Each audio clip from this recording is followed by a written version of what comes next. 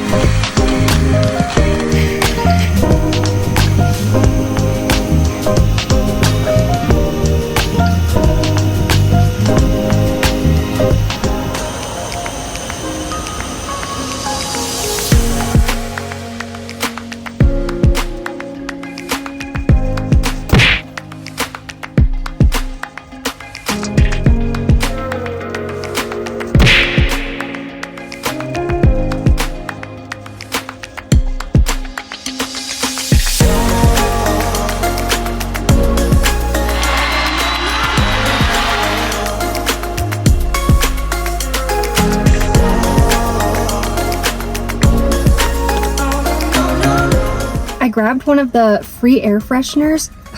I'm throwing this away. It smells like Axe body spray. My car is gonna be pink and girly. She can't be smelling like a man.